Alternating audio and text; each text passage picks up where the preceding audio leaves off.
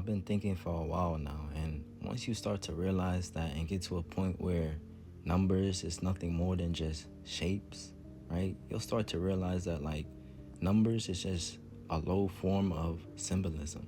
You understand that we used to communicate telepathically, and also we used to use shapes and not words or like numbers and stuff like that. You'll see that like, oh, all this stuff about like all like 111, 222, all of that is not like repeated numbers, but it's nothing more than just symbolism that we take from that. And so the number one, what it represents, leadership, initiation, right? New beginnings. How could you get that from that just looking at it as a number? Because it's not a number. It's a shape which represents a symbolism. These are all forms of communication and symbolism, right? But you can't just go walk up to someone and be like, yo, two. You feel me? And two represents that balance and stuff like that. And they're gonna look at you like, what the fuck is you talking? What are you talking about? So I say numbers is a low form of energy being used. Not the number itself, which is the shape, right? I'm saying what they call it as, which is numbers. Because the universal language, wouldn't it be symbols and not math? Because in able to even figure out what you're seeing, you have to realize the symbolism behind it. Would you not?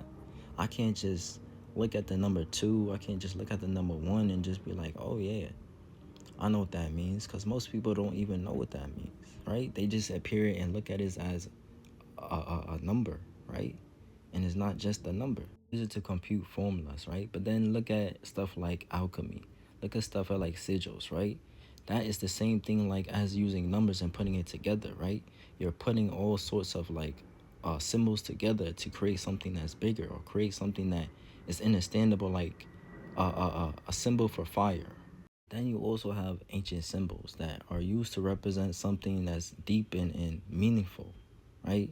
When you put these formulas together and you just solve it, it's not nothing like meaningful, right?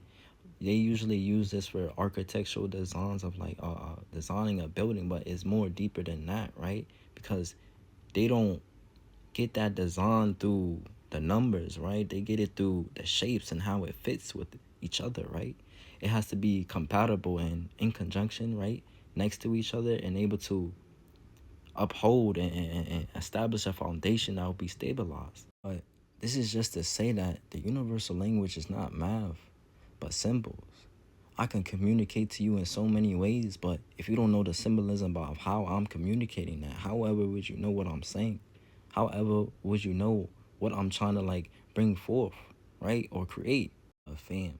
Understand that a lot of these stuff created was made in this reduced form, right? Or a perverted version. And so once you realize that, you'll see that like, oh, there's more levels to this, and so I can gain more insight, I can gain more awareness, I can start actually like putting these formulas into action because I understand there's more than just the basic and dumbed down and watered down version that they gave us.